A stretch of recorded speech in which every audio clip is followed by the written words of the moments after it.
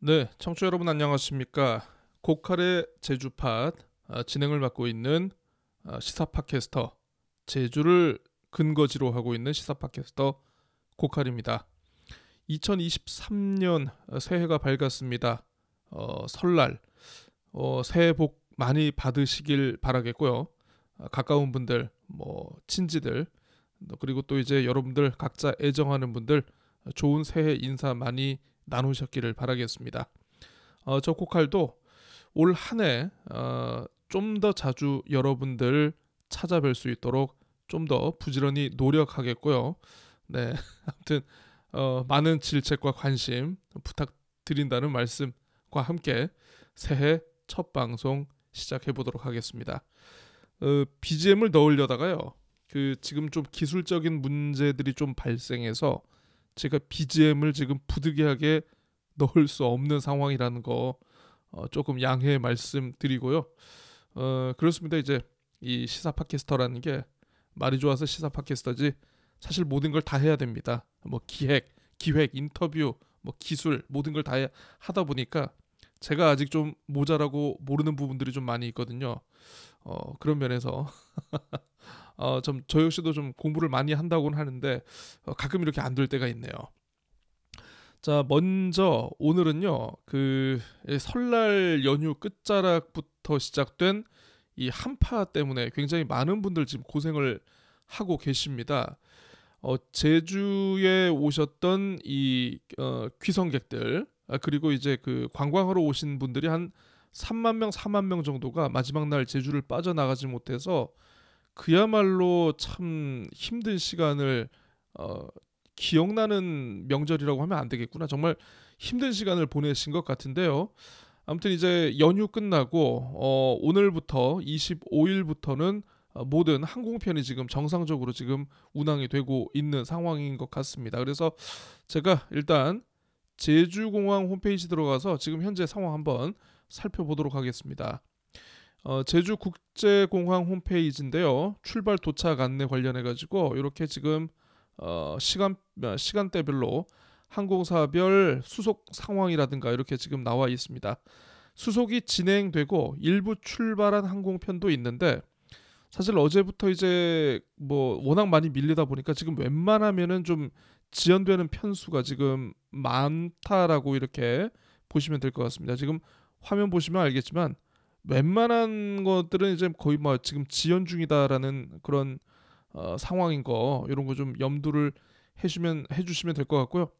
어쨌든 이제 오늘 특별기도 투입이 되고 항공사별로 이제 또 대체편도 좀 큰 항공기를 좀 많이 투입을 한다라고 하니까 지금 공항에 계신 분들 좀 많이 힘드시겠습니다만은 어쨌든 좀 버티시면은 그래도 오늘 여러분들의 집으로 돌아가시는데 큰 무리는 없지 않을까 싶습니다. 아무튼 참 눈이 한번 오면은요, 참 제주는 그렇습니다. 이렇게 굉장히 무트로 나가는 육지로 가는데 참 큰 어려움을 겪는 곳입니다. 1년에 한두 번은 꼭 이러는데 올겨울은 유독 이런 상황이 좀 자주 발생하고 있는 그런 느낌적인 느낌입니다.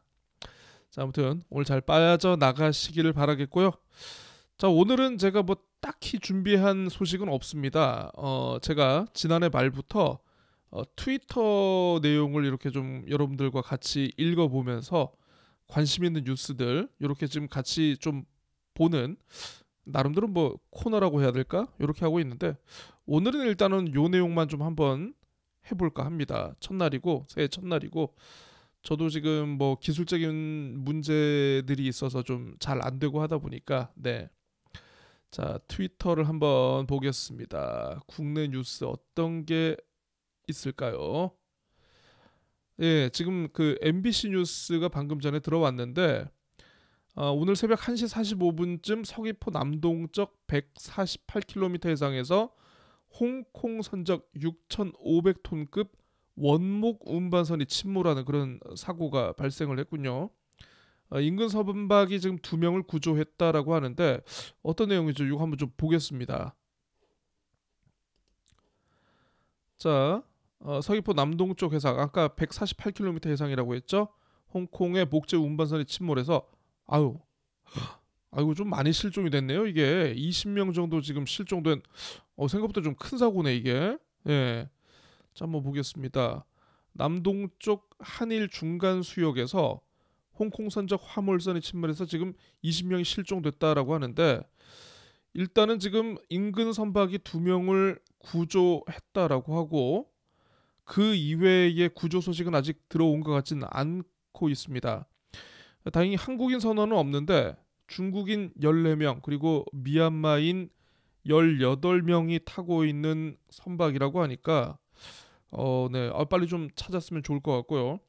어쨌든 지금 우리 해경에서 일본 해상보안청과 공동으로 수색 작업을 벌이고 있다. 네. 이 정도 소식이 들어왔네요. 자, 그다음 연합뉴스 보겠습니다. 러시아에 파견된 북한 노동자 9명이 국내에 입국을 했다. 우크라이나전에 동요를 하고 있다라는 그런 소식인데 여기서 얘기하는 국내가 대한민국인지 아니면 북한인지는 지금 확신하진 않은데 이것도 기사를 한번 봐보겠습니다. 또 강동원 동아대 교수 20대 군인 2명 그리고 4, 50대 벌목공 등 서로 이게 대한민국인 것 같군요. 자, 한번 보겠습니다. 기사 내용. 러시아에서 일하던 북한 노동자 9명이 지난해 탈출해서 국내에 입국했다는 주장이 제기됐다라고 합니다.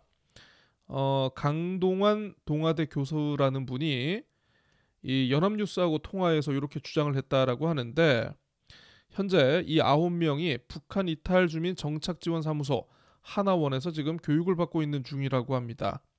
모두 남성이라고 하고요.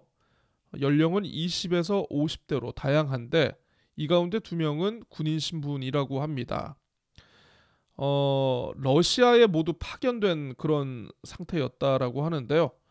서로 지인들은 아니고 어쨌든 러시아에서 뭐 나름대로 외화벌이를 하든가 노동 교환을 하든가 이런 상황이었던 것 같은데 러시아 우크라이나 전쟁이 터지고 이게 좀 장기화되면서 좀 자신들의 생명에 위협을 많이 느꼈던 것 같습니다. 이 강 교수의 주장에 따르면 그래서 요거 때문에 탈출을 결심한 것 아니냐 이런 주장인데 앞서 아시아 자유방송에서도 소식통을 인용해서 러시아로 파견된 북한 노동자들이 전쟁이 치열한 우크라이나 동부 지역으로 보내질 수 있다 이런 소식에 대거 도주하고 있는 것으로 파악됐다 이렇게 보도한 바가 있다라고 합니다. 어쨌든 통일부와 국정원은 요에 대해서 사실 확인은 지금 해주지 않는 상황이라고 하고요. 네. 어쨌든 사실 확인을 해주지 않는 걸 보면 약간 진실일 가능성이 좀 높긴 한데 러시아와 우크라이나 전의 장기화가 북한 체제에도 어느 정도 영향을 미칠 수 있겠다라는 그런 생각이 좀 살짝 들었습니다. 자, 다음 뉴스 보겠습니다. 연합뉴스 SSG 김광현 네. 영원한 대한민국 대표 투수 네. 에드먼은 뒤를 든든히 지키는 야수 곧 만나자. 자, 중앙일보입니다.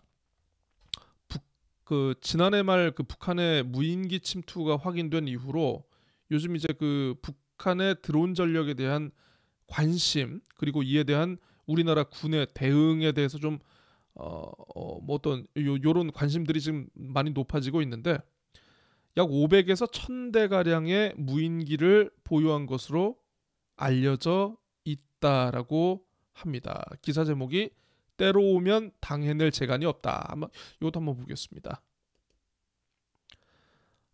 북한 드론이 무서운 진짜 이유. 에디터 김태호, 이경은, 조은재. 기자겠죠? 이분들은? 네. 아무튼 자 보겠습니다. 이 북한이 무인기를 보유하기 시작한 게 2012년부터라고 합니다. 드론 보유 기록이 어쨌든 지금 굉장히 2020년 기준으로 39개 나라로 급격히 늘어났다라고 하는데 특히나 이제 우크라이나 전쟁, 그리고 이스라엘과 팔레스타인 분쟁을 지켜본 세계 각국이 이 드론의 어떤 군사적인 효용, 그렇죠. 이 경제적 이 투입 비용에 비해서 군사적으로 굉장히 큰 효과를 내는 이른바 가성비가 높은 그런 무기라고 할 수가 있을 겁니다. 그러다 보니까 북한도 이런 세계적 추세를 따르고 있다라는 게 보도 내용인데, 아이고 전용 콘텐츠. 아이고, 네, 제가 볼 수 없는 그런 기사였군요. 자, 연합뉴스입니다. 네, 나경원 전 의원 결국은 전당대회 불출마로 가닥을 잡았다. 네, 굉장히 결기가 있게 나갈 것처럼 보이더니만 이 워낙 친윤, 그리고 이제 대통령실의 압박이 워낙 거세다 보니까 결국 사선의 중진인 나경원 의원도 결국 어쩔 수 없었나 봅니다. 네, 민중의 소리 뭔지는 모르겠고요. 뭐 유튜브 뮤직을 트는 건가요? 네. 연합뉴스. 자, 이 시간 전국에 한파특보가 발효돼가지고 굉장히 체감 온도가 더욱 춥다.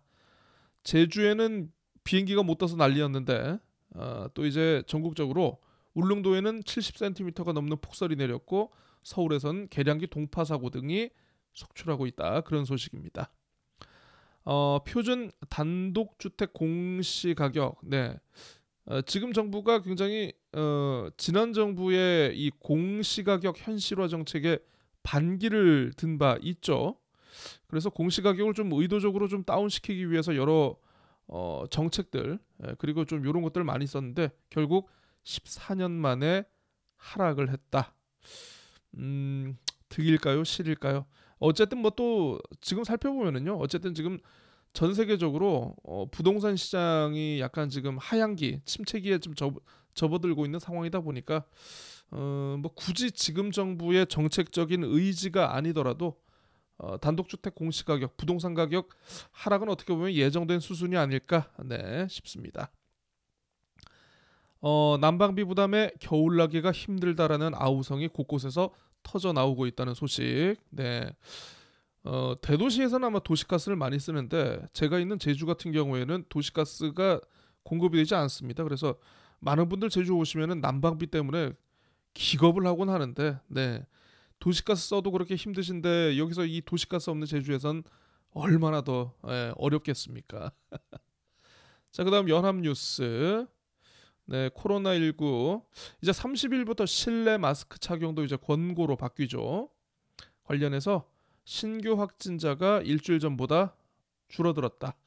그만큼 이제 국민들의 이 감염 경험이 있다 보니까 항체 형성률도 그렇고 이제 또 뭐 자발적으로 이제 마스크를 쓰지 말라고 해도 끼고 다니시는 그런 분들도 많으신 것 같더라고요. 네.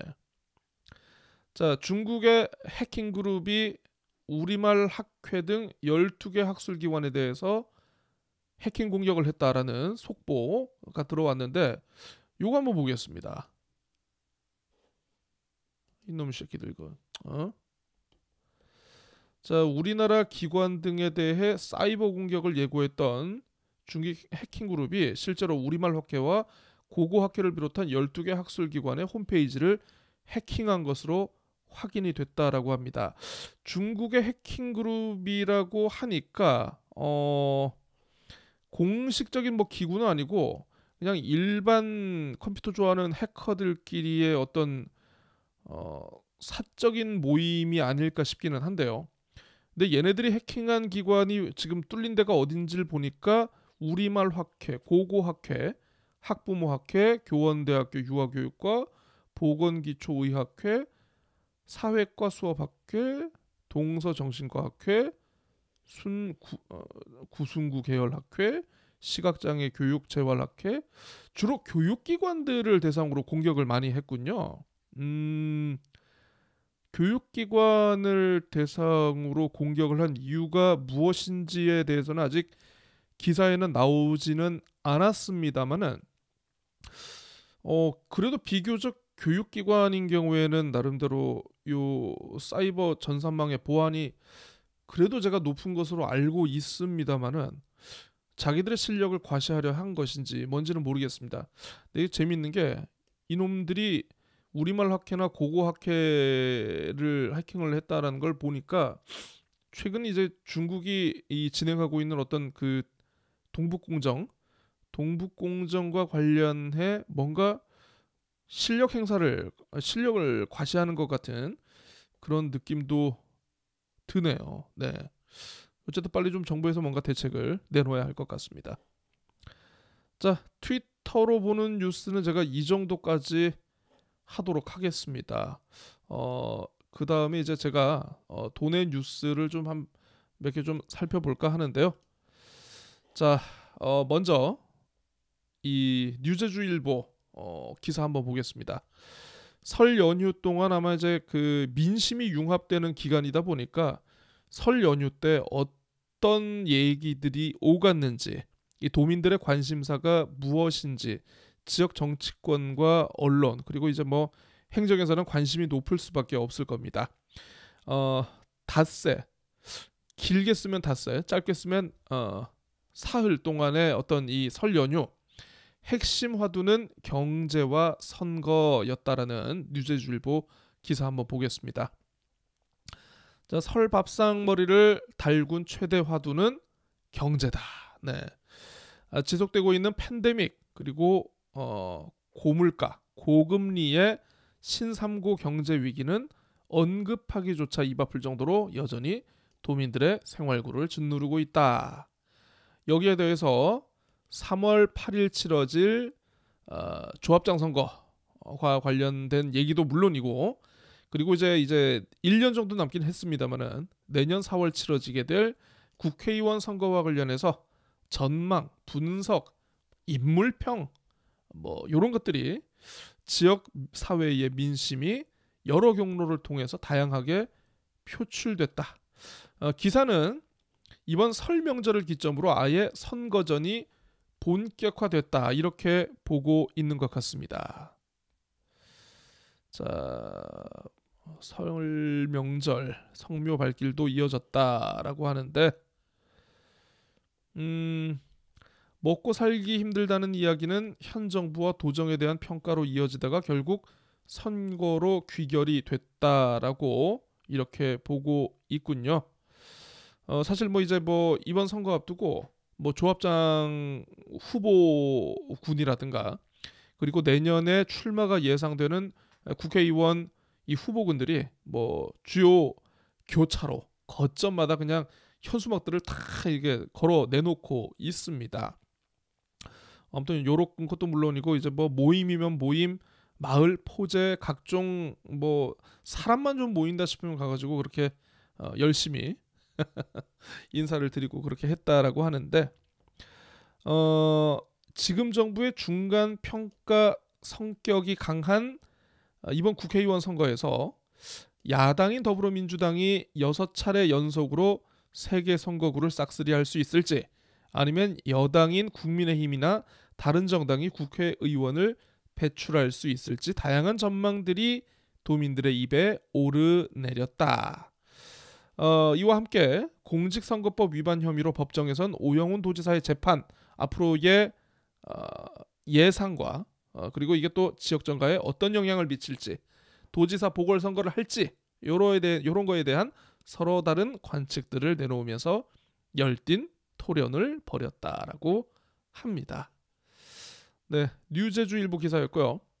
제주일보 기사도 비슷한 거 있습니다. 하나 보겠습니다. 자, 아까 뉴제주일보가 좀 약간 정치 쪽에 좀 치우친 반면 제주일보는 정치보다는 경제난과 관련해서 도민들의 관심이 이번 설 연휴 때 많았다라고 이렇게 했는데 이 제주일보 기사는 도당위원장과 원내 대표들을 이렇게 인터뷰를 한 것 같아요.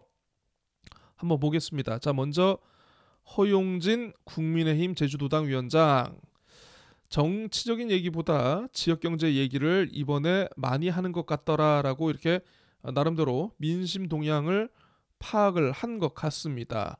이런 경제난 해결한 정책들을 요구했다라고 하고, 오영훈 지사의 선거법 위반 법적 다툼으로 공무원들이 갈팡질팡하는 이야기를 듣고 있다. 이런 얘기를 한 것 같네요. 자, 그다음 위성군 국회의원 더불어민주당 제주도당 위원장이죠. 이태원 참사와 외교 참사 같은 윤석열 정부의 국정 운영에 대한 목소리를 많이 들었다. 경제에 대한 걱정도 상당하더라. 그리고 지역 현안인 제2공항은 조속히 건설해야 한다는 의견이 있는 반면 필요하지 않다는 의견도 있었더라. 제2공항에 대한 여론이 가장 중요한 분이죠, 이분은. 네. 제2공항에 대한 여론에 따라서 언제든 커밍아웃과 애매모호한 스탠스를 언제든지 바꾸는 그런 분들. 자, 그다음 정의당 제주도당 위원장입니다. 연휴 동안 민생 문제에 대한 얘기를 많이 들었다. 먹고 사는 문제가 우선이고 아직도 정치에 대한 불신이 많았다. 이렇게 전하셨네요. 거대 양당 구도에서 정치가 달라질 수 있는지, 진보정당이 대안이 있는지, 이렇게 반신반의하는 그런 도민들의 목소리를 또 들은 것 같습니다. 자, 이제 원내분입니다. 강연호 제주도의회 농수축경제위원장, 조합장 선거를 줄을 이뤘고 지역 경기에 대한 좀 우려의 목소리, 불만의 목소리 이런 것들 전했네요. 보면은 자기랑 가까운 분들, 자기의 현재 위치에서 만날 수 있는 그런 분들의 얘기를 많이 듣는 것 같아요. 결국은. 네. 아무튼 이제 요번 설 연휴 도민들의 관심사 어떤 것들을 얘기를 했는지, 무엇을 이렇게 보고 있는지 그런 것들에 대한 얘기를 해봤고요. KBS가 이번 KBS 제주방송총국이 이번 설 연휴 동안 도내 언론 가운데는 유일하게 여론조사를 실시를 했더라고요. 그래서 그 내용 한번 좀 소개를 해드릴까 합니다. 지난 23일 보도된 뉴스 내용입니다. 윤석열 정부 그리고 오영훈 도정과 김광수 교육 행정에 대한 평가를 묻는 그런 여론조사를 벌였는데요. 앵커 멘트를 보면 이제 결론이 이겁니다. 윤석열 대통령의 국정 운영에 대해서는 부정적인 평가가 높았다. 하지만 오영훈 도지사와 교육감에 대한 평가는 긍정적인 것으로 나타났다라고 전반적인 분위기 이렇게 전하고 있네요. 절반 이상이 잘못하고 있다 답했고요. 긍정평가는 35.5%에 그쳤다라고 합니다. 이게 제가 다른 여론조사는 좀 잘 모르겠는데 아무튼 좀 최근에 이 UAE 순방 외교 참사 문제로 지지율이 40% 이하로 떨어졌다라고 하는데, 보면 이제 전국적인 평균에 맞춰가지고 제주도의 어떤 긍정평가도 비슷하게 가는 추세가 아닌가 이렇게 보이는 것 같기는 합니다. 자, 어쨌든 이 수치는 KBS가 지난 5월 취임 당시 했던 여론조사와 비교해서 잘하고 있다, 소폭 감소, 잘못하고 있다는 2배 가까이 증가한 규모라고 하네요. 어쨌든 취임 초에 비하면은 부정적인 여론이 굉장히 2배 이상 급증을 했다. 네, 1년도 안 됐는데. 아무튼 요런 상황이고요. 연령대별로는 60대 이상을 제외한 전 연령에서 부정평가가 높게 나타났고, 특히 40대 경영, 관리, 전문직 응답자의 70% 이상이 못한다 이렇게 답을 했다라고 하네요. 네, 좀 분발하시길 바랍니다. 자, 그러면 오영훈 도정의 죄송합니다. 아침부터 막 말을 많이 하려니까 목이 막 가라앉네요. 자, 그러면 오영훈 도지사에 대한 도정 운영 평가, 절반 이상이 잘하고 있다. 괜찮은 평가를 줬네요. 잘 못한다는 응답은 26%, 모르겠다는 18%. 평가를 유보한 도민도 적지 않다고는 하는데, 제가 봤을 때는 어떻게 보면 이게 윤석열 정부에 대한 부정적인 평가, 요 반감이 아마 오영훈 도지사에게 가고 있는 그런 상황이 아닐까, 이렇게 해석을 할 수도 있는 것 같습니다. 자, 김광수 교육감 보겠습니다. 교육행정 운영을 55.4%가 잘하고 있다. 라고 답을 했고, 잘못한다는 응답은 17%, 잘 모르겠다 부동층은 약 30% 정도 나왔다라고 합니다. 사실 김광수 교육감이 취임 이후에 굉장히 좀 기존 교육감의 어떤 정책이라든가 인사, 뭐 각종 시책들을 다 뒤집을 것이다 이런 예상들이 있었는데, 생각보다 젠틀하고 포용하면서 좀 잘 끌고 간다. 이슈나 논란을 만들려고 하지 않는다라는 그런 평가는 많이 있는 것 같습니다. 이런 내용들이 있고요. 자, 이번 조사는 KBS 제주방송총국이 여론조사 전문기관 한국리서치에 의뢰해서 18일부터 이틀 동안 제주 지역 만 18세 이상 남녀 800명을 대상으로 휴대전화로 진행했고, 응답률은 17.9%, 좀 높게 나왔네요. 표본 오차는 95% 신뢰 수준의 플러스 마이너스 3.5%포인트입니다. 자세한 건 중앙선거여론조사 심의위원회 홈페이지를 참고하시면 될 것 같습니다. 자, 아무튼 이게 23일자 보도였고요. 24일자 보도도 있습니다.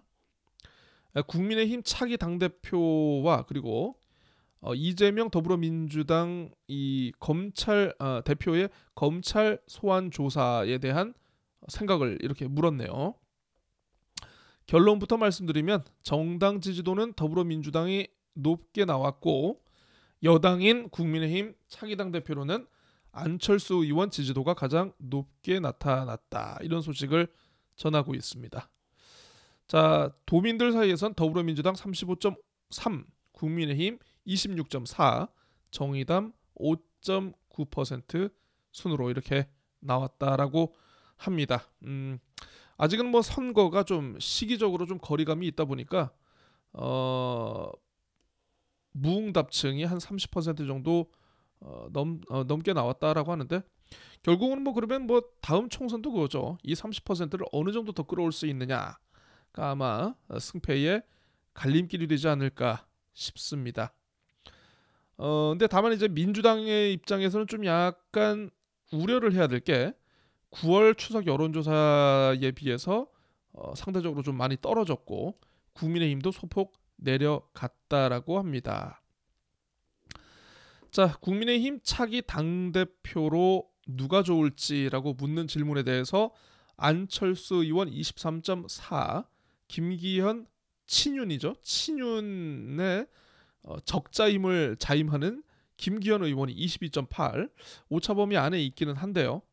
오늘 이제 불출마 선언을 했습니다. 나경원 전 의원 17.3, 그리고 아직 출마 여부가 확실하지 않은 유승민 전 의원 8.5, 황교안 전 미래통합당 대표 2.9, 윤상현 0.5 순으로 나왔다고 하는데, 나경원 전 의원의 17.3의 이 표심이 김기현 쪽으로 갈지 아니면 안철수 쪽으로 갈지, 요게 앞으로의 관건이 되겠네요. 자, 이재명 대표에 대한 검찰의 소환 조사에 대해서 법과 원칙에 따른 수사다라는 응답이 절반 이상을 차지했다라고 합니다. 아까 이제 정당 지지도를 보면은요, 민주당 지지율이 국민의힘보다는 높게 나왔습니다만은, 그럼에도 불구하고 이재명 대표에 대한 소환 조사에 대해서 절반 이상이 법과 원칙에 따른 수사로 문제가 없다라고 응답을 한 걸 보면은, 글쎄요, 개인적으로는 좀 민주당이 좀 한번 잘 고민을 해봐야 될 부분이 아닌가 싶습니다. 야당 탄압과 정치 보복의 목적이다라는 것은 37.9%, 거의 민주당 지지율하고 거의 비슷하게 나왔네요. 네, 요런 것 같습니다. 자, 그리고 현재 그 대통령의 조선일보 인터뷰를 통해 가지고 지금 중대선거구 제도와 관련한 논의가 지금 불이 붙었는데요. 이 선거제도 개편과 관련해서 가장 시급한 제도가 무엇인지, 현행대로 유지해야 한다, 이런 응답이 27.7%로 가장 많았고, 대통령 4년 중 임제 25.1%, 중대선거구제 도입은 12.9, 연동형 비례대표제 개선은 11.7로 나타났다라고 합니다.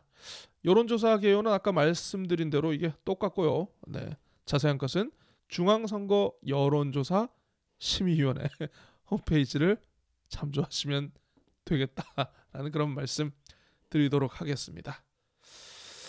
자, 2023년 1월 15일 불쑥 나타났습니다. 벌써 30분이 넘었네요. 자, 아무튼 제주팟, 고칼의 제주팟 이렇게 유튜브 그리고 팟캐스트를 통해서 여러분들 자주 찾아뵐 수 있도록 저도 앞으로 더욱 노력을 하겠습니다.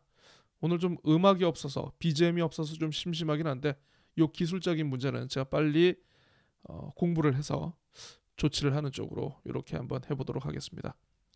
그 가급적이면 앞으로 매일 오전은요, 제가 이 여러분들과 만나는 유튜브 그리고 팟캐스트 제작을 위해서 다른 일정은 잡지 않으려고 합니다.